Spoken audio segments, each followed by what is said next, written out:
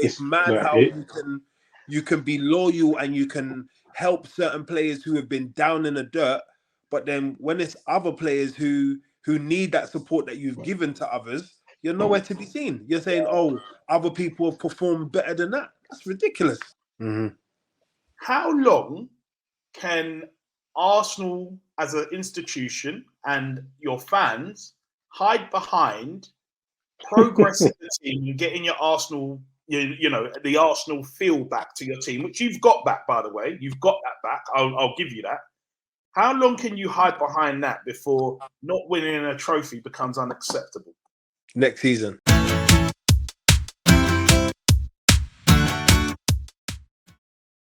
One thing that Southgate contradicts himself on, right? He does this merit stuff, which is nonsense. And then also and credit to him, he's shown that he's an advocate for supporting players who are basically going through it, who have suffered, hello sir, who have suffered mentally. Like he's shown that, yeah, we see you with the mug, okay sir, yeah, okay.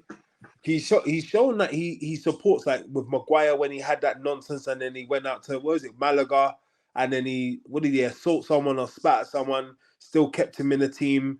Luke Shaw's had a little bit trippier, but then hold on a second, I've not seen no support towards Sterling. I've seen no support towards Rashford, and Rashford, you could categorically, you say he's actually gone through it this season. Yeah. Living the season, the last 2 years, I mean, you've got the country slating him for helping the nation, and then he had he's the top of his back. He had an operation. He signed a new contract, dipped out of form. This is the time you actually support him. Like, this is the man who carried the nation on his back outside of football. See what I'm saying? True, Sterling, huh? It's true. Yeah, Sterling went through it with, I think when he moved to Chelsea, it didn't go right. You can see there's unrest. There's nothing settled at Chelsea. Then he went to the Euros. House got burgled. Then all of a sudden, during the Euros, and then it's like, where's the compassion? Where's the support? But me personally, I just think if they had the chance to make that team all one-sided, bruv, they'll make it one-sided. I'm telling you now, bruv, because there is no way Anthony Gordon or Jack Grealish should be starting over Mark. For me personally, Marcus should go. Whether he starts or not, that's a different conversation. But Marcus should go. Sterling is proven at international level. The boy's not even, he's what, 28, 29? Are you trying to tell me Gordon's done more than Sterling? Rah. Yeah, Grealish has done more than Sterling. Sorry, go on. When you look at it from what he's trying to advocate, which is, this is not based on just form. This is based on basically who I can rely on and who's consistently showed up for England. That's what you're telling us with Maguire. That's what you told us with Henderson. That's what you're trying to kind of portray. But it doesn't seem like that rule applies to everyone. Because if that rule applies to everyone, Sterling should never have been dropped. Yep. And Sterling should be in that squad. Yeah. Same should apply to Marcus Rashford. Because when I look at their club form, Rashford's club form isn't great. Sterling's club form isn't great. But Maguire's club form was in the bin. Pickford is battling relegation most of the season. But these guys, no matter what, will always make the team and the squad. But you look at Sterling, who's never let England down. Rashford's never really let England down. So you put club form out the window, they should be in that squad. Grealish has not turned up for Man City all season. And Grealish hasn't really done much for England over his actual career, over Rashford and Sterling, but Grealish makes the squad. So it don't really make sense to me. Correct me if I'm right. Correct me if I'm wrong. Is it Grealish has scored 6 goals in 2 years? In 2 years.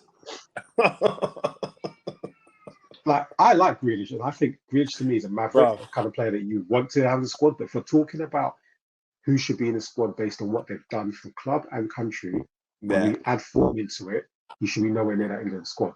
No. Shouldn't be anywhere near it. No. Maguire's not even fit.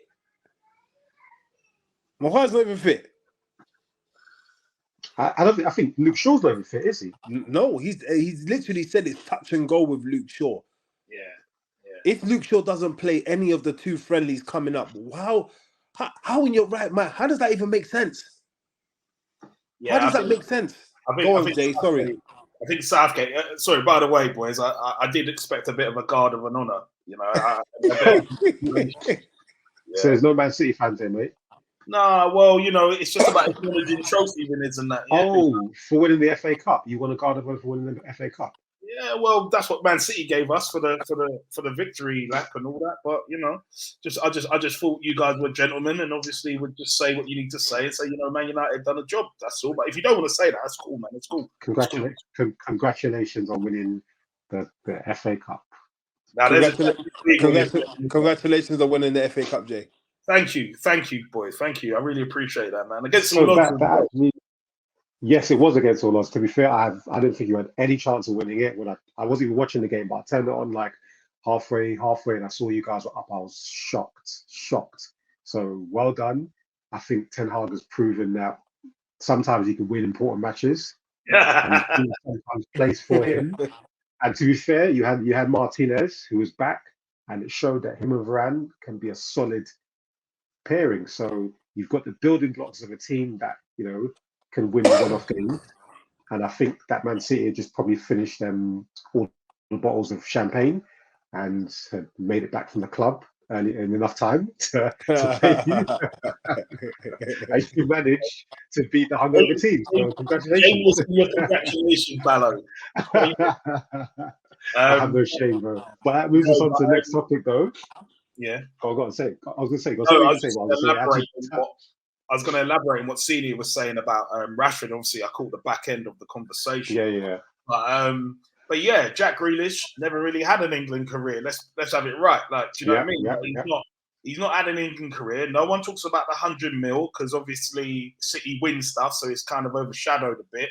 But you're right. Like Gareth's mantra when he first came into the England setup was players are gonna earn the right to play, and their form is going to dictate that. Now, obviously, you know you can't. Not every single player in the squad is going to be in form. There's going to be some players that are reliable. I kind of disagree on the Jordan Pickford thing. I think he's quite reliable for England. I think he's been better over the last 2 years for Everton, and he's eradicated some of those silly mistakes like you saw him do in the Merseyside derby. No, I wasn't saying that. I wasn't saying that he's not good enough to play for England. My thing was that this guy's battling relegation for Everton. Okay. And yes, he fits into the same camp as a Maguire and what anyone else you would pick. Plays well for England. Ain't really doing much on club level. So why are you allowing the form at national level to be what matters versus are they doing anything at club level? Okay. I don't think Pickford's the best English goalkeeper. Who do you think is the best English goalkeeper? I mean, I think Ramsdale's even better than he is. Ramsdale might have got it by now if he was still first team for England. He might have got it by now. Yes, but He's first team for Arsenal. Sorry, but he's not first team, and you can't put someone that's played tournaments and who's not played any football all season ahead of someone. You mean like Maguire? Yeah, you mean like Maguire? I think with the whole Maguire thing, I think it's if you look at quality centre backs for England, just for England. I'm not saying Maguire is anything special. Sorry, one second. Sorry, could you pop that light on, please? Yeah. Sorry, man. I don't think you can say for England that Maguire hasn't been a solid force of nature, or a solid force, or a player that plays well. Now, yes, his club form should dictate whether he gets into that squad. Totally agree with that. But he's kind of fortunate in a sense that there isn't many great centre backs around. Now there are good centre backs like your Tomori's, I like Konsa. I think he's good enough.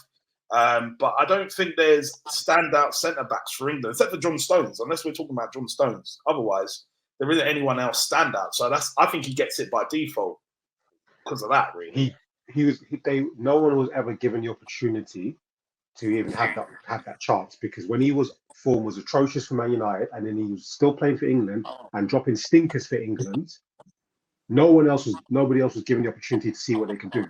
Like, can we honestly say that Tomori was ever given a good opportunity? I think he gave Gahey a little bit of a chance, but Tomori's never really given an opportunity to show what he can do. Yeah, I agree. Go on. No, go on. I think we can agree that there's you're saying there's a shortage of centre backs. I disagree, because when you look at who's actually quality. But the thing is, when we say quality centre backs, yeah, how many quality centre backs are there in the world right now?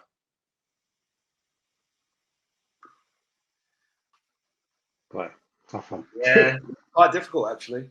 When I think about it, that now leads to it's whether it's going to get proven or not, right? I think the only recognized centre back that we can put in a quality category that's going to the Euros, you might have to back me up here, is probably the French centre backs and Van Dijk. Italy's got none. Spain have got none. Germany have got none. They've just got decent centre backs. Like Germany are not taking Hummels. Yeah, they're not. They've dropped Hummels. They're taking Schlotterbeck and Tar. Do you understand? Right, though. Yeah, right. No, but what I'm trying to say is that there's got to come a time where you might have to use either the qualifiers or a tournament to look at the future. Do you get what I'm saying to you? Like England, I think was it the last final that they've got to. It's like they've shown improvement. I think they've got to the semis. Blah blah blah. Now, that's great. But what I'm trying to say is that Maguire has probably had the worst 2 years, but probably bad for the last 2 years, maybe even longer. As bad as they are, you could probably say Jared Brathwaite has been a standout player for Everton. Aston Villa finished 4th. Konza was one of their standout players. I don't understand how you're relying on an unfit guy, an unreliable guy, to fit into a system or to play for you, and hoping that he's going to capture. I don't know what form it is he's going to recapture. I don't understand what he's going to do. Do you understand? There's got to come a time. I think arguably, if we look at Maguire's career, his best performances have come out for England than it has even at club level. But when was the last performance he gave us, Jay? And no, I'm not saying he's given a recent performance, but I just feel as though I kind of get why a manager would stay loyal to certain players who performed for him in tournaments. I kind of get it. But why is it not consistent? I get it too. But why is it not consistent? Why is it not consistent? That's my problem. That's our argument. Why is it not consistent for everyone? I do think Gareth should have trialed out many other centre backs prior to this. He hasn't done that. He usually goes with his Stones and Maguire and whoever else. As you say, Gay's been getting some joy. But yeah, I think there's been enough kind of similar level centre backs. Chalobah, Tomori. There's enough Konza. There's enough centre backs for him to trial out some different combinations, and he hasn't done that. And in that sense, I don't think he's been fair. Okay, I'm gonna go for what you just said. Yeah. So prior to this conversation, you said it will be a risk for Southgate to take Ramsdale for someone who doesn't really play for his club, hasn't got the international experience. Yeah, right. So you're telling me, you just said that Grealish has had a failed career. Correct, and we can all agree on that. Failed England career. Sorry. Yeah. We can all agree on that. Yeah. So you're trying to tell me Southgate potentially go into the Euros starting with Gordon on the left, who's got no international experience, or Grealish on the left, who hasn't had an England career, against somebody like Sterling, who's never failed England, and Rashford, whenever he's played, has never failed England. Yeah, no, I think it's wrong. I do think Gordon was the one. I think any other winger who, like your Cole Palmer's deserved it. I'd say Jared Bowen deserved it. I think he's been great this season. But yeah, I would say Gordon, I know he's had a good season. But you're right. Rashford, Sterling, these are experienced players. And to reliable. But you want to go, I mean, you go knockout stages and I don't know, you go up against, I think as weak as Germany look, I think Germany like the Real Madrid of the game. They'll find a way. Italy will find a way. Italy haven't got hardly any recognized players. They will find a way. So when you've got these teams who have got the, you know, as Jose says, the football heritage, of knowing how to win these type of games, you really trying to tell me you're gonna throw what's his name, Gordon, on the wing to go up against in crunch time when you've got Sterling and Rashford who have been there and done it. I just think it's bias. It's proper bias. Again, I'm not trying to play the race card there, but it's mad how you can be loyal and you can help certain players who have been down in the dirt, but then when it's other players who need that support that you've given to others, you're nowhere to be seen. You're saying, oh, other people have performed better than that. That's ridiculous. That Grealish has not performed. Like, let's have it right. Like, he's not. Pep, he hasn't. He's probably been in Pep's. Who's been ahead of him most of the season. Those were his words, And if that's the case, then Jared Brathwaite has performed better than Maguire. Konza has performed better than Maguire. For any money, Maguire starts. This is what I'm trying to say. But that comes back to my kind of playing devil's advocate about having players that he can trust. Now, the Anthony Gordon one, totally agree with you. But Maguire does fall into that category of players he can trust. And however much we think he's not informed and all of that, and whether he deserves it or not, I can see why he kind of went for Maguire. I can kind of see. I think I get why Maguire's there. And in all honesty, I'm fine with a strategy, which is I'm going to pick the players I trust, but you have to be consistent with it.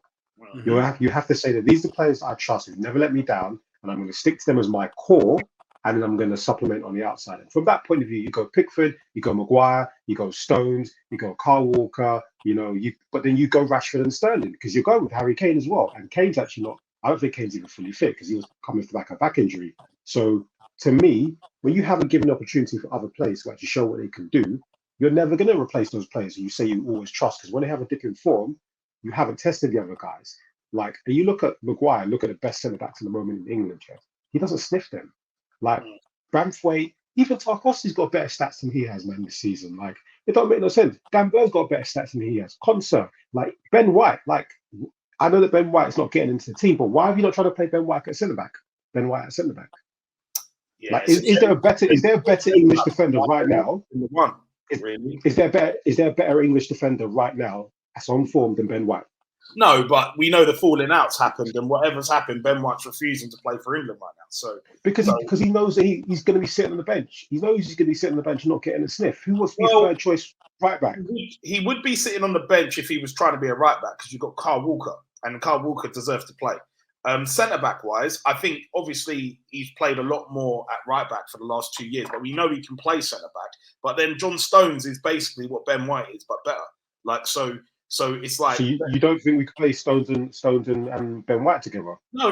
I think we could, but I'm just saying, like, considering he ain't played centre back for 2 years, to ask him to kind of go into that position and play against elite opposition, it's quite a difficult thing to do, considering he hasn't got the partnership with John Stones as well. Because you've got to remember, centre-backs is about partnerships. It's not even just about the singular player with centre-backs. Like, it's not like your winger, where you could chuck a winger out there who's different on the wing, comes inside or hugs the touchline. With your centre-backs, what you really want is a solidified team partnership between the centre-backs and the goalkeeper.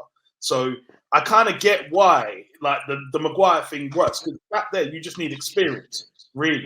But yeah, I understand the other view, but like I kind of feel. No, like, I hear it. I mean, look, moving forward, I want to see us start creating the teams for the future, because we've got the World Cup in 2 years' time, and in 2 years' time, a lot of these players are going to be over 30. So let's do it. But next topic: should Ten Hag stay?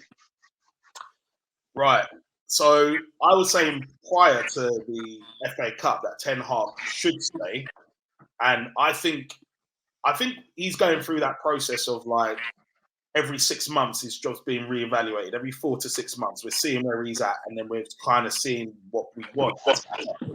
I think he should stay, and I said that prior to us winning the FA Cup, because at the end of the day, I feel like let's give him an opportunity underneath a sporting directive like Ineos, with the infrastructure that they're building around him, and let's see if he can prosper in that. Clearly, I feel like he's been like plugging a lot of holes for the last 2 years, having to do jobs that probably he wasn't expecting that he had to do in the transfer market, and he's failed at some of those, Anthony being one of those. Do you know what I mean? And he's failed in some of that. But I think he's a real coach. Like, I think he's a coach. I don't think he's a manager. He just cares about the team. If you listen to him in press conferences, all he says is, I care about the game. I care about the game. He doesn't really want to get into all the other rest of it. He sees it as, the job of the board to deal with certain things. So for me, I feel like, he should be given a chance. I don't think the speculation headed up to the FA Cup was necessarily true. I personally don't think a lot of it was true. I think a lot of it was just to do with hype and obviously the build up to this game that we were supposed to get battered in. Give him a chance. 2 trophies in 2 years. I say it. It weren't a great season, but we've had a successful season in the sense of winning a trophy. But the thing is now, it's about, with this new sporting directive, how are they going to support him in the summer? How are they going to give him the infrastructure to just focus on coaching and get this team where they need to be? Too much of this potential stuff that we've heard over the last 10 years. And I saw a lot of potential in Ten Hag's first year, but the second year was diabolical. From match day 1 against Wolves, it's been horrible to watch all season. It's been very hard to watch. So, yeah, I'd say give him another chance. He's won 2 trophies. That's what he's backed himself. He's got a bit of like leeway for that. If he ain't won nothing and he's finishing 8th, then fair enough. And you got to think about it. We beat our 2 rivals to get there as well, Liverpool and City, to win the FA Cup. So that ain't no mean feat. Do you know what I mean? So, yeah. Up to Ten Hag. We say Citizen. I want him to. I think he's earned the right to stay. Again, when you look at it, Carling Cup last year, FA Cup this year. He reminds me of Arsene Wenger. The reason why I say he reminds me of Arsene Wenger, not Arsene Wenger, the coach. So there's scenarios where Arsenal will lose stupid games, and it's like, right, is Arsenal done? Then all of a sudden, he just pulls out a massive win out of nowhere, and all of a sudden now, it's like it reminds me of Arsene Wenger in his last 6-7 years of his tenure, where people thought, is this guy done? He's been there too long. I think the FA Cup where we beat Hull, we finished like 5th, and people thinking, "Whoa, is he done?" Then all of a sudden we won the FA Cup, and then he signed a new contract. And it's back to basics again. We're playing like silly players like El Neni and Xhaka in midfield and Shamak up top, and then we're losing dumb games. Then all of a sudden, we've won another FA Cup. We've beaten Aston Villa in the final. So it reminds. It's like, again, Wenger's job was like, okay, you've won a big cup, cool. We'll give him another 6 months. It's rough within the 3rd month now, and then and then all of a sudden he pulls out a big win. So it kind of reminds me of that. I think with the new wave, I think we spoke about it on Saturday, Mike. We're going in the direction of young coaches, sporting directors, the managerial aspect. I think these young coaches will learn later on in life in regards to how to manage, like big egos, or because if you think of it, even when Pep came in, Pep is a man where even at Barcelona he got rid of the egos, because he can't, the Etos, the Zlatans, because they're more or less, they're bigger than him, and he won't be able to control the dressing room. So the best thing is, all right, for me to run it how I need to run it, I need to get rid of certain man. You've seen it with Arteta. The era's kind of phasing out. The Ancelottis, the Joses, who can manage big names. Do you get what I'm saying? So with Ten Hag, I believe the way he does, and I agree with you, Jay, the way he talks in press conference, he's a coach. But at the same time, these young guys can't deal with certain egos. They can't. It's like it's bigger than them. And once you're a threat, once you are more influential in the dressing room, it becomes a problem. So I need to get rid of you for me to be able to rubber stamp my, like, again, I think so many people, like, if you think about it, there's been so many leaks for United. Where's that coming from? There's been so many stories. It's like, bro, where is this actually coming? Like, there's someone in that dressing room that's making this guy look like a twat. And it's like this guy would wanna. He's either he's lost the game or he's won a game. But it's like, I don't think there's times where he can even talk about the game. It's just like there's just something that he's got to either address or he's got to try and, you know what I'm saying, say straight. But again, just kind of to answer your question, I think he deserves to stay, and I believe he will stay because, again, if you guys, you kind of need I wouldn't say a major, but you need a clear out. You ain't gonna attract a big name for the clear out. So I believe he will start the clear out, start to bring in some players that will not necessarily be him bringing in, because his track record has shown that you've spent some money on wrong signings. But I think he will start the new era, and then depending on how he gets on with it this season, I wouldn't be surprised if he's gone by the end of the season. That's me on that. I mean, I agree with a lot of that. I think just from a banter point of view, as a Chelsea fan, I want him to stay because I don't really rate him. I don't really rate him, innit? He's earned the right to stay because you win 2 trophies in a row. You deserve to stay. I think he's been quite underwhelming. I actually don't think he's I don't think he's a coach. You know, I think he's actually a manager, but I think he needs to manage in a certain kind of way because he's an authoritarian. When you're an authoritarian, you need things to run in the way you want them to run. If you're a coach's coach, then you get on better with the players and you have the sort of players that work for you. But when you were able to identify the players that you wanted, you coached before, and you still couldn't get them to work, that says to me that you're not really much of a coach, especially when you're talking about not having the players you need to implement your style. The coach's coach improves players and also is able to get players to do what they want him to do. And I think he struggled to get players to do what he wants to do. So maybe he doesn't have the right makeup of the player that he needs.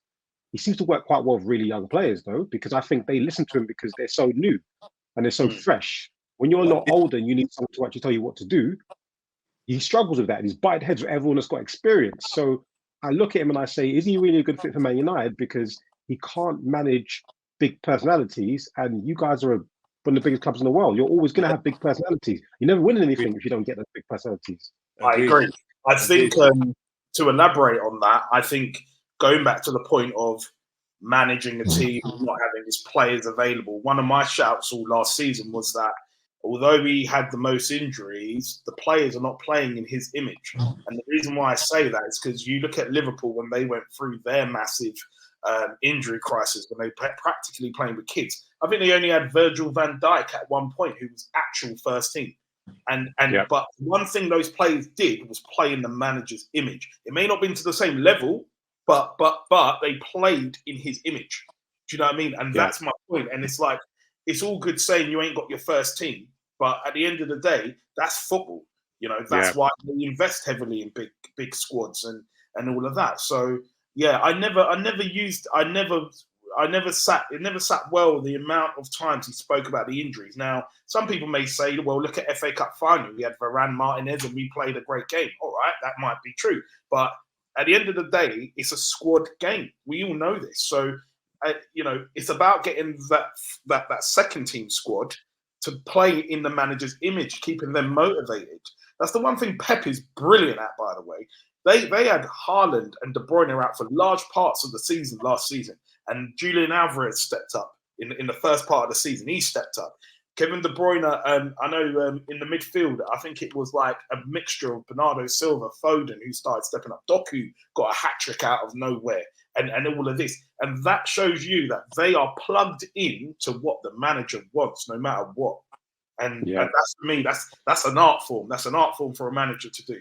That to me is coaching, and that to me is having a philosophy. Like, I know people will say that Klopp and Pep have been there for a long time, so they were able to implement their styles, but it took, how quickly was Arteta able to implement his style? I know he joked about it in the first season about how he's trying to, I mean, senior citizen used to always say he's trying to play champagne football with players that are like Prosecco players or whatever. Remember that? Yeah. But you could see from day one what he was trying to do, because he was like, this is my philosophy, this is how I want to play football. You didn't have the right players for it.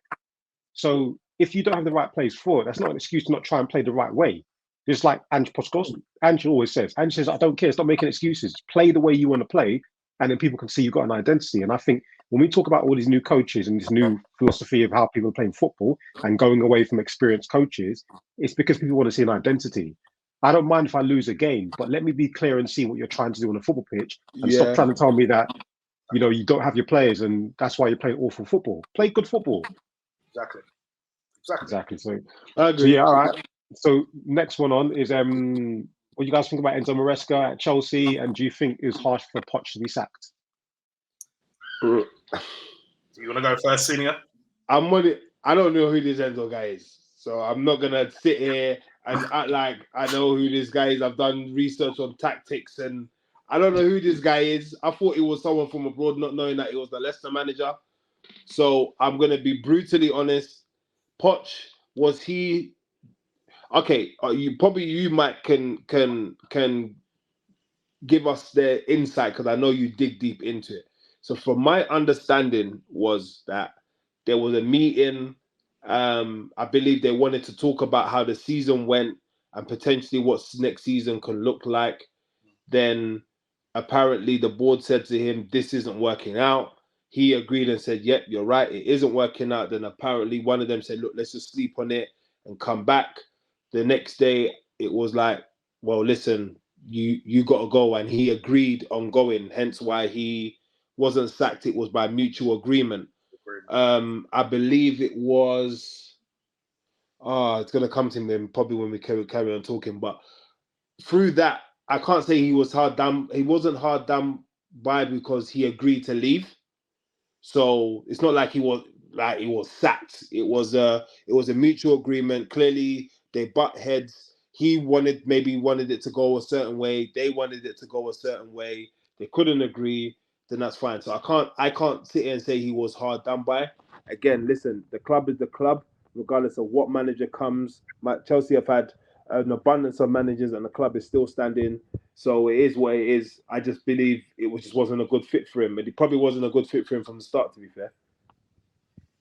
I think for me, pretty damn shocked when I saw it, because I looked at what you guys done second half of the season, and I thought, you know what? Towards the end, you've got top six. Now, yeah, we relegated you to the Champions League, and I'm so happy about that, Bally. You don't understand how much that makes me happy. But at the same time, I felt sorry for Poch in the end, because, all right, and that environment, going into that environment with players that have only been there for a year, they're still building, forming partnerships and stuff, and having the pressure of having to produce results at a big club, and having these players that are probably not a lot of good players. Like I tell, Mudryk ain't his player. You can kind of tell. Like you can see certain players are not his player, and the fact he got you sixth. Cole Palmer had the best season he's possibly ever going to have in his career. He might get found out after this. Who knows? But my point is that this man was able to inspire that young player to be such a player for you last season. Now, I don't understand why you would go and change that now when he got you sixth. Like, surely sacking him would have been earlier in the season. That would have made more sense. But to sack him now, it just didn't feel right. Now, I know mutual consent and all that, but I think you sacked him. If you ask me. Now, that then goes against another conundrum for me that baffled me about it. It was that, all right, when the regime first came in, they went and got a young manager in Potter. You sacked a very good manager in Tuchel, and you've been promoting this young ethos from the beginning. You didn't give Potter the time, in my opinion, because you sacked him and then you brought in Frank Lampard Part 2, the sequel, and that was horrible. That was worse than the first movie. Do you know what I mean?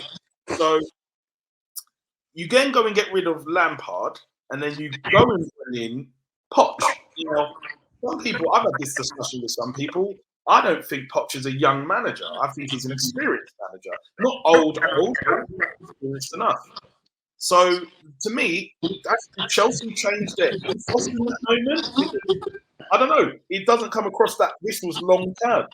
And now you've gone back to that mantra of, young manager, bringing through someone young and giving him 5-year contract. Now, I read something today about, your board came out and said, they're going to support the manager. When have Chelsea ever supported a bloody manager? That's true. They sacked Ancelotti. Never forget that. Yeah. Different regimes, just saying. So for me, this is kamikaze at board level. If you ask me, it's kamikaze. This Maresca, like Citizen, I don't know who this guy is. I don't know. It gives me Villas-Boas vibes. It gives me Villas-Boas vibes. You've gone for someone that is in form a good manager and showing his potential, and you've got him for 10 million. I think you bought him for 10 million or something like that. I don't know what Chelsea's ethos is. I don't know what they're trying to achieve. But all I know is, if this is at the detriment of the way the team played towards the end of the season, and Cole Palmer is not played or doesn't get the same productivity like he did this coming season, this looks like a bad move. This looks like a bad move to me. The fact is, he got you Europa League, but relegated to conference. And I think Poch could have managed to score through that. Like, I don't think with a couple more buys, people coming back from injury, I genuinely don't get it. I genuinely don't get it. Here we go. So, he's loaded up. I'm going to put you on mute, Jake, because I think it's definitely you in the feedback. Yeah. Me? No, it's Jay. I think it's Jay. Jay's the one with the feedback issue. So, all right. So, do you know what? If we say it's harsh, I can understand why it looks like it's harsh. Because I know Jay's talking about him getting us 6th, but it's not an achievement. It's not an achievement because the expectation was top 4. And when you look at the squad that we have, and you look at who finished top 4, you guys are going to say that, but okay, when we rewind to the beginning of the season, and you look at the business that we did, the players we brought in, no one can tell me that they thought that squad wasn't good enough to compete for top 4. It was a good enough squad to compete. You didn't think that squad was good enough to compete for top 4? Nah. I agree. I didn't think it was good enough to compete for top 4. No case. I did. A lot of Chelsea fans expected him to. When I say compete, not finish top 4, compete. Compete means you should have been in the top 6, 7. You should be knocking on the door. Not guaranteed top 4. Wait. Go on. I'll just quickly say why I didn't think you'll compete for top 4 is because think about going into a workplace, right? You've been working with players for years and whatever. You've built bonds and you've got a way of working. You rip that all out over the course of a summer, and you've got new people that you walk into on a Monday morning, and you see new faces that you've suddenly got to produce results with straight away. I looked at that and I thought, no way can those 22 squad members build the relationships and the footballing relationships to challenge for top 4. No, and that's just my opinion. Senior? Well, why we pretend that's never happened before, though? Like, no one's ever bought loads of players and competed top 4. Man City have done it. Chelsea have done it. No one's bought 22 players over the course of 18 free transfer windows, maybe 2. The only team I know that's done that's bought, maybe not that scale, but I've bought like a handful of players, maybe like 4, 5, 6, 7 in one transfer window. Chelsea done it when Mourinho first came. I think it was like Crespo, Sen, is it Ballack? We've done it twice. We did it on the Mourinho and the Ranieri. Both times we finished top 4. One time we won the league. So it's happened before. And then Tottenham. I don't know why I'm even saying this, but Tottenham spent the bell money on like Sandro but anyway, forget about that. I'm not even going to bring that into it. But what I'm trying to say is, let's be very, very honest here, yeah.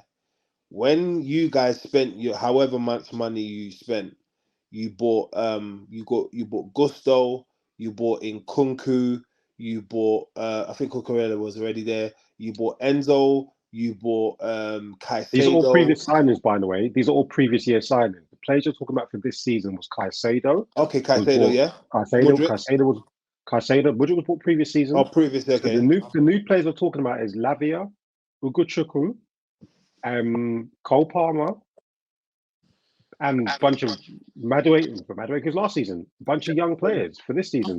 Okay. Nicholas Jackson. If we're being honest, loads of players. Now, when you look at those who you just mentioned, yeah, Ugochukwu came from where?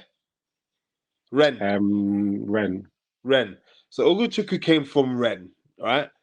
Cole Palmer came from Man City's academy. Yeah. Yep. Who was the other ones? Gusto, decent player, and Caicedo. Yeah. Which and obviously Sanchez and Lavia again, who came from Southampton. I think he played a handful again. He was out for like 6 months anyway, and then you got Lavia. If you're looking at those, yeah, be very, very honest, Mike. When you look at that, do you look at any one of them and think, wow, they're gonna blossom our squad? Like, no, some of them I did. So for me, Caicedo, Lavia, and so even though we bought Nkunku the season before, he came to us this summer. So I thought Nkunku. Yes, Nkunku. Okay. I wasn't so sure about Cole Palmer because I was like talented player, but is he really going to play? Is he going to contribute? Yeah. Wasn't really so excited about Disasi. Wasn't really excited about like a lot of those players I wasn't madly excited about. But I'm not talking about we didn't buy any. Like I will say to you guys before, it was the worst £1 billion you've ever spent. When we look at the collective squad, I remember the players we bought previously and players that are also still here. You still got Reece James, you still got Chilwell, you still got Thiago Silva, you still have Carney, you've got a balance of a squad. And remember, we're talking about a squad here. We're not talking about a starting 11, and we're talking about competing for top 4. So when you look at squads, who has a better squad than we did? Arsenal. What a better squad? What when you wait? Is it when you look at the start of the season or the end of the season? At the start of last season, at the start of this season, when all the transfer window business is done, everyone's looking at everyone's squads, and we're looking at who's got the best squads here. You're going Man City, you're going Liverpool, you're going Arsenal, and then that's your top 3 tier, and you're looking at the next batch of squads. You're looking at Man United, you're looking at Chelsea, you're looking at Newcastle. Who else are you looking at in terms of like good squads? Yeah. Okay, I'm with you so far. Okay, so when we look at the top 3, we look at Liverpool, Manchester City, Arsenal. These guys are competing for the league. We all believe they're going to compete. In fact, most people didn't even think Liverpool were going to be competing for the league, but most people thought those 3 clubs competing for the league. Then the next 3, which I mentioned, us, Man United, and Newcastle, were competing for top 4. Okay, I need you guys to correct me here. What is the difference between competing? Is there a difference between competing and challenging? Same thing. It's the same thing. So you honestly felt that you would compete, challenge for top 4 at the beginning of the season. Just done. Do you know what top 4? Do you know what the definition of top 4 is? Top 4 isn't I'm going to finish first, second, not necessarily just first, second, or third. It's getting to the Champions League. It's getting to the Champions League. With this squad, you thought you were getting to the Champions League with this squad? Yes, I thought we could get. Do you know what the difference was? Do you know what the difference was? It was we hired Pochettino. If we hired Enzo Maresca at the beginning of the season, or we had Graham Potter, I don't think we're getting anywhere near top 4. But that's why we hired Pochettino. You hire an experienced coach who's regularly got into the Champions League to create that into a winning team to get into the top 4. So would you say you guys finishing 6th, is that part team, part Poch, or is that leaning more in Poch's favor than the team? So when I assess the season at the end of the season and I see what happened throughout the season, I look at it as a failure. At the beginning of the season, I expected top 4. Then as the season progressed and I actually saw the team itself and looked at how inexperienced the squad was and how much we were struggling, my thought was, this is not a team that is really going to hit top 4. But when I looked at what was going on in the league and I saw how many other teams were floundering, Man United were floundering, Newcastle were up and down, Tottenham were up and down, so many clubs were up and down, even Liverpool bounced up and down the season. To me, we should have finished top 4 because of Pochettino. Him is supposed to be a good coach, and what we saw, the output we were getting from someone like Cole Palmer, we should have finished 4th or minimum 5th, and we should have won the Carling Cup. I'm gonna. When you look at your starting 11, yeah. Yeah. Do you know? I'm not gonna talk about your starting 11 from the beginning of the season. Let's just talk about it now because everyone's kind of showing themselves. Yeah. Do you know? Maybe Cole Palmer. Yeah. Do you know none of your players will start for either City, Arsenal, or Chelsea, or City, Arsenal, or Liverpool? Yeah, but that's top 3 though. That's top 3. But the thing I is, actually think Enzo would. I think Enzo and Caicedo would. I think Enzo and Caicedo would start for who? I think Caicedo would start for Liverpool, and I think Enzo probably could over maybe Endo. Maybe Endo. Most definitely over Endo. I mean, look, the fact is they tried to buy Caicedo. They willing to spend £150 million on him, so they obviously rated him, didn't they? So he does start for them. I look at Enzo, and I think, depending on, no one's really a starter at Manchester City other than freaking Rodri and Haaland, but I think Enzo probably also starts Liverpool as well. Over who? Not McAllister. He could start over McAllister or Szoboszlai. Nah. You guys. What you've seen of Enzo this season is an Enzo that's injured and playing under Pochettino. We're talking about the guy who was best young. It's true though. I'm being deadly honest. Like, do you guys not remember the Enzo last season under, you know, it was under Potter and a bit of Lampard? You don't remember that Enzo? I've not seen anything from Enzo. I'm being so honest.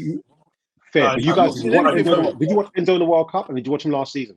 No, but the World Cup. Do you know so many players played well in the World Cup? Like, I'm talking about him as a Chelsea player. I've not seen. I don't know what I'm meant to be looking at. From Enzo, if you watch Enzo last season, Enzo was a complete midfield player. This is a midfield player that can dictate the play. He's got a range of passing, and he's got high IQ. This is a highly talented midfield player. The type of midfield player you build your midfield around in a pivot. I'm yet to see that, and I'm not gonna. When I see that, then we can discuss that. I'm gonna go back to the point. I don't want to. Okay. My thing is that the Chelsea team. I disagree with you wholeheartedly in terms of you challenging for top 4, even if it's 4th, 5th. I don't think you. But that is challenging for top 4 though. If you no. I'm hearing what you're saying. I just don't think that I don't think Chelsea. I don't think you had it. I don't think it was there. I honestly don't think it was. I honestly thought I didn't think United would be this crap this season. I honestly thought United were actually going to I thought it would be clear. Like, they will finish way above you. Do you know what I'm saying? Okay. But let me ask you a question. Chelsea's 2021 team, the Thomas Tuchel team that won the Champions League. Yeah. I will probably argue that you probably thought the same thing about that team. I would probably say the only person that would get into a Liverpool or Man City team was probably N'Golo Kante. Is that where you won the Champions League? Yeah. Yeah. So because I can go through that team and I'm pretty sure. Yeah. Mount. Reece James. I thought Reece James a couple. Okay, teams. But Reece James counts. Why are we not including Reece James when we're talking about the team now? Then, like, no, because he's been injured all season. But why does that matter? We're talking about the beginning of the season, though. He wasn't injured all season. He got injured halfway through the season. So if we're saying at the beginning of the season, you said at the beginning of the season. Okay, you're right. Okay, Reece James will get into a lot of them. No doubt. That's fine. That's 2 then. That's fine. No problem. Then back to my point. The 2021 team that won the Champions League. You probably would have looked at that team and said, no one in that team is going to get into a Liverpool Man City team other than N'Golo Kante. And probably now we want to say Reece James. Well, you don't think Reece James is better than Kyle Walker, and you probably don't think Reece James is better than what's his name, Trent. I think it's debatable. I think it's tight between him and Trent. I think he's better than Walker. I think it's tight between him and Trent, but I think James is the better football player than Kyle Walker. Okay, so it's a toss up. But you ain't picking Ben Chilwell, are you, over Man City or Arsenal's or Liverpool's left? All right. No. So the point is that even the Chelsea team that won the Champions League and finished in the top 4 under Tuchel twice, you ain't picking most of those players over the others. So why is it any different now? We're looking at. No, but you had better players in that final. You think you're saying we had better players because you saw the end result? No, you had better. I mean, you've got Jackson now. You had Havertz then. You've got Caicedo now. You had Kante then. So who else is in him? Kante? Wait, hold on. Just saying, Jackson has delivered more than Havertz has delivered for us statistically. Just so we're saying in his first season. So on paper, I see what Citizen's saying. On paper, you probably had a better team then. Like when you bought because you know who that team is though. Because you saw what that team. The point is though, is that Werner, Havertz. You guys didn't rate those guys. You didn't rate those guys though. You didn't rate those guys. Let's be honest here. You guys are only rating them. You're only rating them because you saw what they achieved. No. I totally disagree with that. Hold on a second, Mike. What was your Champions League starting lineup, please? Let me go find it. That summer, whilst you're looking at that summer when you bought Werner, Havertz, Thiago Silva, and a few other players, I thought Chelsea were going to be up there, and I think you had Lukaku them times as well. That was the season after. But okay, so you thought that's a definite top 4 team. You thought Mendy in goal, Mendy in goal, who no one even knew who he was until that season. So let's be honest. At the start of the season, come on, start. You bought him for £30 million. The guy was on 30 grand a week. Like start of the season, nobody weren't talking about Edouard Mendy as being the guy. Okay. Thiago Silva. Yeah. Most people said, I'm pretty sure you guys are rinsing me on here for saying he's really old. So I remember you man rinsing me about Thiago Silva. Thiago Silva's Rudiger, Spiliqueta. Yeah. Rudiger's hard.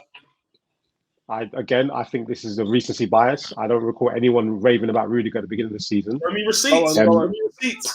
Ben Chilwell. Yeah. Ben Chilwell and then Reece James. Reece James is the only person that we were debating about, like, is he the best right back in versus Kyle Walker and Trent?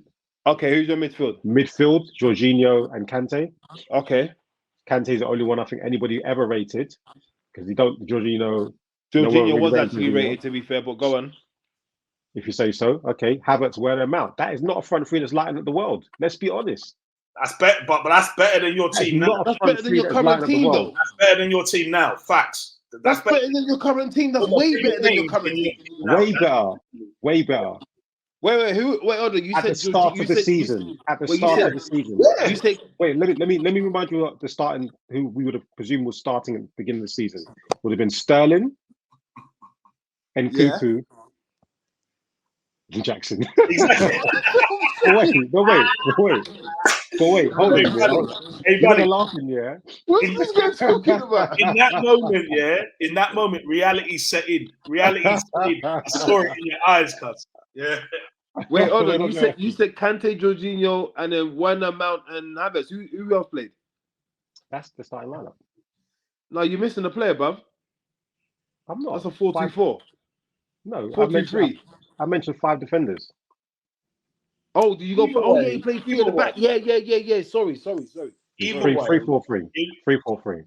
Either way, Bally, like I unless you can show me receipts where I was cussing out that team. You weren't. All I'm saying is, you guys have recency bias because you guys weren't really rating the Chelsea team until you saw what Tuchel did with it. Okay. No. That's my view. That's my view. That's how you feel. That's how you feel, cuz. That's what I believe in it. And currently, right now, start of this season, people were looking at that Chelsea team and thinking that squad has got promise, and they should be knocking on that door or competing for top 4. Not the league, because we weren't anywhere near that.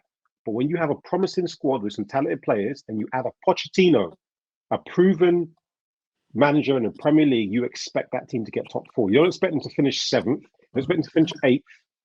You expect them to knock on the door for Champions League. So for me, if we finished 6th and I'd seen us play good football all season, I would have been like, that's a solid season.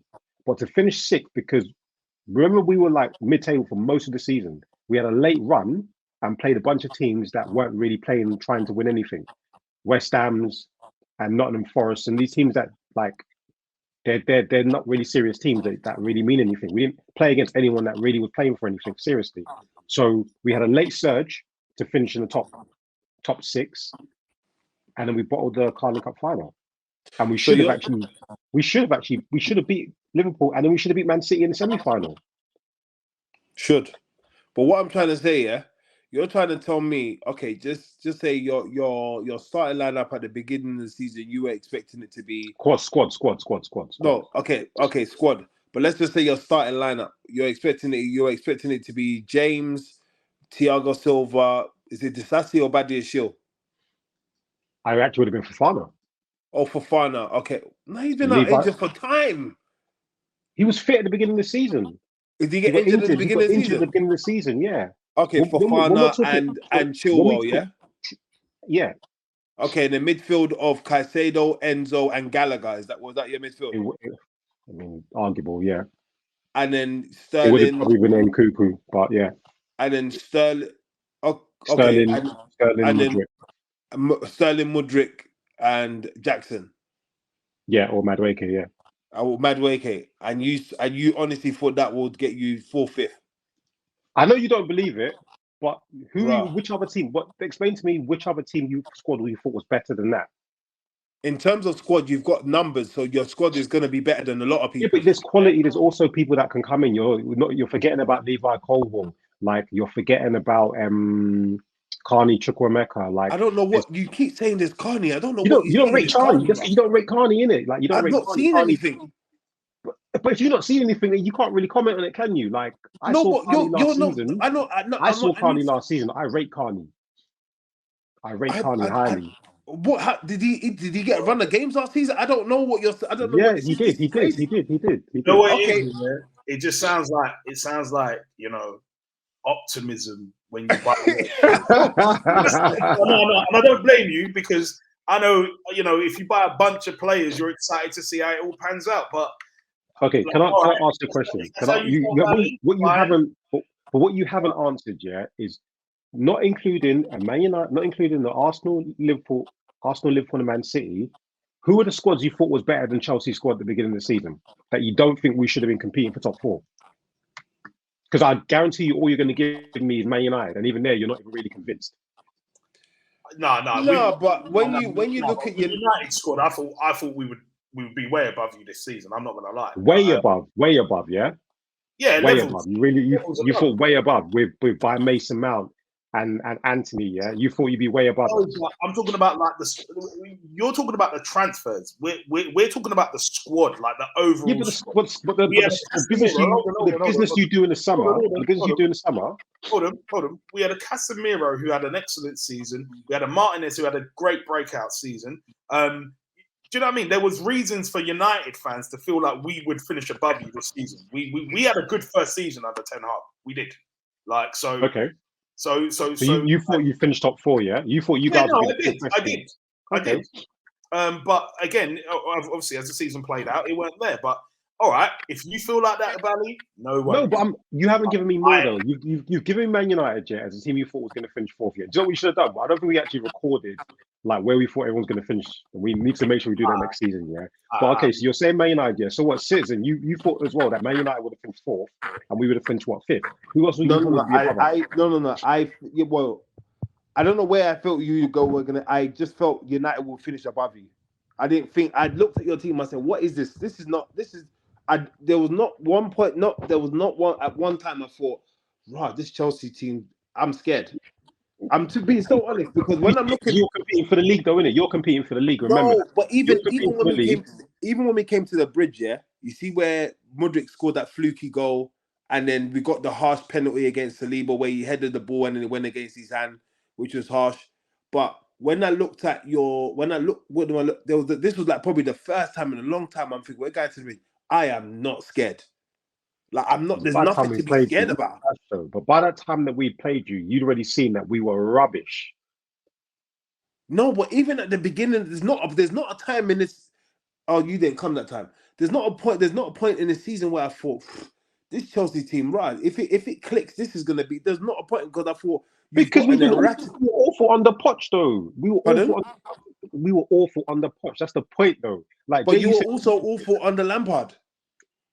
Are you hearing who you're talking about here? No, Frank but Lampard. This is what I'm trying to say. This is the same players. No, but okay, this is what it's not the same players. It's actually a slightly different squad, yeah. Okay, but do you know what? Let's move on because I think what we're seeing here, yeah, and I guess because I'm closer to it, yeah, is opinions change based on coaches and how a coach is able to get a team together. Because you saw the difference between Lampard's Chelsea and Thomas Tuchel's Chelsea, the exact same squad.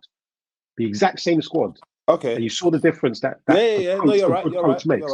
You saw the same thing with Everton's Lampard and Sean Dyche's Lampard. Coaches make the difference, and they can make you look at a team and go, "Wow, that team's actually decent." So we'll look at it next season, yeah. But truth is, I have no idea what Maresco is going to do. That's what I'm saying. I don't know. I don't know what you hope. Yeah, let's see. I have no hopes. I just want to see good football. If I can see good football, I'm happy because what I've been seeing over the last 2 seasons has been not acceptable. We need to touch on Arsenal. Okay, cool. I've got a question. Are you want to roast him? Like, no, I don't want to roast him. Never roast me. You crazy? I don't want to roast him. It's all respect, but you can't roast me though. That's the thing. There's nothing to roast me about. What's the question? Don't let Bally gas you. Yeah, I wasn't going to roast. What's the question? The question because I tell you the narrative I've heard post United winning an FA Cup, right? Okay. So obviously, the way I rationalize football, to me, what's success in football? That's the question I ask myself. Okay. And I say, okay, the success in football for a team like Man United is trophies. Yeah. Success in football. Real trophies, my friend. Real trophies, not domestic trophies. Not Carling Cups and FA Cups. Trophies are trophies. Champions Leagues and Premier Leagues, those are real trophies. Okay, but bearing in mind, trophies are trophies. Like yeah, there's levels to trophies. I can appreciate that, but it's still the oldest trophy in football. So there is a respect to it, Bally. I know you don't want respect, but it's okay. Okay. Anyway, but Arsenal, yeah. What I want to ask you, as an Arsenal fan citizen, it was your 20-year anniversary of no Prem this year. It was your 4th year or 5th year, correct me if I'm wrong, of no trophy. How long can Arsenal as an institution and your fans hide behind progress in the team and getting your Arsenal, you know, the Arsenal feel back to your team, which you've got back, by the way. You've got that back. I'll give you that. How long can you hide behind that before not winning a trophy becomes unacceptable? Next season. So next season is the definitive season for Arsenal to win. It should have been this season, but I believe it showed how naive our manager is. And as good as he is, and as I believe he will become, you know, I want to say great, but he's got the credentials to become, you know, to get into that that bracket, that list. But I think this season showed how naive, arrogant, ignorant he can be, because when you spend that amount of money, and we're talking about Arsenal here, who haven't been able to spend that type of money in years. I mean, if you tell Arsene Wenger, you know, you're allowed to go spend 100 million on one player, he'll probably say, no, I want to go buy 5 players. But again, it's where football's going. It's the type of player you want to get, you know, English tax, as many would say. So, again, yeah, sorry. So why he was naive is that you could say, yeah, we got knocked out by Liverpool, but at the same time, did we try? I don't know. Carling Cup, I can't remember who knocked us out. And I've heard this narrative from Arsenal fans. I can't remember who knocked us out of the Carling Cup. But again, when you spend that type of money, that you've got to, again, you can't just go, it's like running before you can walk. You can't go for you got to get the individual bits in order to, it's like, you know, like you're building up to lift yourself up. You got to win. Michael might say, I mean, I get why he says the FA Cup and the Carling Cup are like Mickey Mouse trophies, because of course what Chelsea have won in 19 years, they've got weight, they're well within their right to say that, you know what I'm saying? But again, I also disagree with that, because that you could say the Carling Cup is more or less the Etihad Cup, because the amount of time Man City have won that, they make sure they win that, and it's you know what I'm saying? There's no. I agree with you. I think depending on where you are in your journey, you start. I think you start and you win that, but as you progress and build up a bigger legacy, you should be going for the bigger trophy. Of course. So Jay, I can't really agree with you on the that's not really an achievement for a club the size of Man United. But I think for Arsenal or Arteta, when you're starting your journey and building your credibility, you should be winning those trophies. They should be a priority for you. When he won that, it should be the thing of, we need to win this again next season, or the Carling Cup. I always say is that when you're going for, like, a club like Arsenal as well, where we were going for, it's clear he was going for the Premier League, because it's the first time back in the Champions League.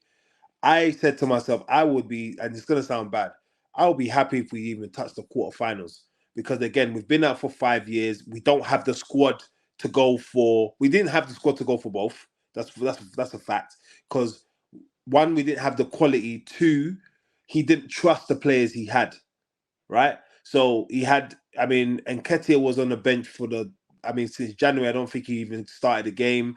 Emile Smith-Rowe, clearly he can't stay fit. Fabio Vieira is scared of the gym. You know, Jorginho, clearly what he bought Rice for wasn't for that 6th role. He wanted to play Rice for that box-to-box. Partey, clearly something has worn off. His luck is worn out. So it was like, I think there was a few things and then Timber as well getting injured. So a lot of things didn't work in his favor. But at the same time, I still think that he could have utilized the squad more in regards to, look, why don't we push? Look, guys, listen, we are going for the Premier League this season, but at the same time, we need to fall on something if that doesn't work out, because we bottled it last season, guys. Who's to say we can't do it again this season? But the Carling Cup, the FA Cup, we've got history. We've won it 14 times. We've got history with it. Let's go for it again. Let me ask you something, because I've just looked at like the fixtures, and seen like who you guys lost to. So you got knocked out. You lost to West Ham. In the Carling Cup. In the Carling Cup to West Ham, round 6 quarterfinals. Was this at home? Yeah. No, you lost away to Arsenal, to West Ham. They beat you 3-1. Oh, that was yes. I remember that game. Yes, I remember that. That's where they brought on Rice. Now let's look at your matches. So that game was on the 1st of November. So you played on the 20th of November. You played Sheffield in the league. You beat them, battered them 5-0. Yeah, 5-0. So 3 days later, you then played the Carling Cup. Then you had Newcastle on the 4th of November. That's where we lost, today. You lost, yeah. So the question is, with those amount of fixtures and with your squad, should he have prioritized the Carling Cup to beat West Ham, and then known that might have had an impact on the ability to go then to Newcastle and play them, which would have been away at Newcastle? So you have back-to-back away games. I think he should have prioritized, because history will tell you that you don't lose the league in November. To City, I think you can. You don't lose the league in November.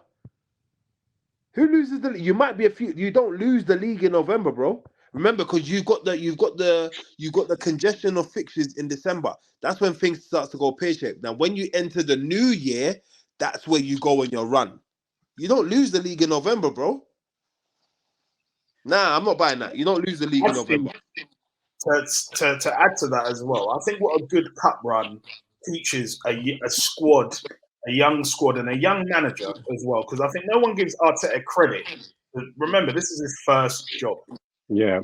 And I will give him massive credit for it. So I think the reason why I think from an outside perspective that a cup run would be really good for Arsenal to try and win those trophies is because it teaches that team and that manager about what it takes to get there and what it takes to win. And what you notice is when City win these Carabao Cups mid-season, Carabao Cup finals in January, when they win that Carabao Cup, it galvanizes them for the rest of the season. Yep.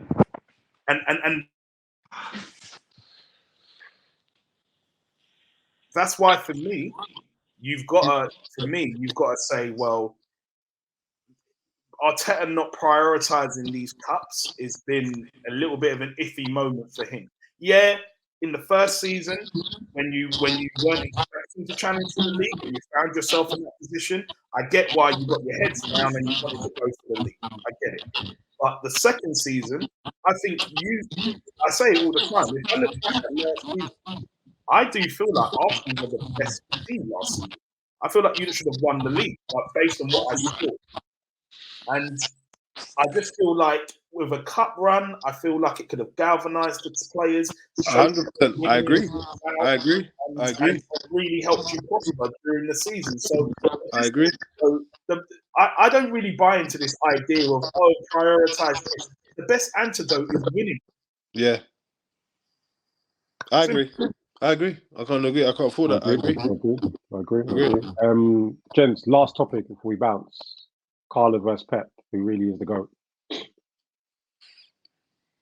I don't know. I'm still emotionally drawn into what Ancelotti's done in the obviously Champions League, but I don't know. Like I remember you made a point in the group, Bally, about like Pep is the best in the leagues, and obviously Ancelotti Champions League. And I think you got a point. I need to research it. It's going to be really, really hard. But one thing I admire about Carlo Ancelotti is that his ability to kind of what I said earlier on in regards to how younger what younger coaches can't do. His ability to deal with massive egos and find a way for them to play and win. Not to say that Pep can't. Like, of course, listen. If you want to get rid of certain players, if you feel that your character it doesn't align with the other person, but I just like I think at the beginning of the season when they lost Benzema, and even when Ronaldo was gone, and they were like, "Listen, is Vinny Jr. ready? You know, they haven't got the personnel. How are they gonna play? You know, he tried one thing, it didn't work, and he just said, "Look, guys, just be patient. I've got this," and he changed up the system that is not really Galacticos Real Madrid type, you know, formations. You know what I'm saying? Like Bellingham's just come in, he's playing two wide men, and Bellingham's like a false nine. You know, he's got Camavinga, and sometimes he plays Tchouameni as a centre back to bring in, and the way he's managed the Modric and Cruz, I just think okay, put it this way, I would feel more confident as a player working under Ancelotti than I would Pep. I think Ancelotti will look at me and say, "Okay, I know what I can get out of you, so this is what I need you to do, and you're going to do this for me." Whereas I think Pep will try to make me do something which will frustrate me, and will, he'll be doing silly tactics at the end of the game, theatrics in front of the camera, which is just gonna annoy me. Where you can just talk to me in the changing room. I don't like stuff like that. Like I just think I think the demands. Not to say I'm quite strong-minded, but I just think the demands he would require of me will be. It's like, look, do you not know what I can do? If you don't know what I can do, then clearly you're not. What are you doing? Do you know what I'm saying? But I just thought I would work better under someone like Carlo Ancelotti than I would Pep.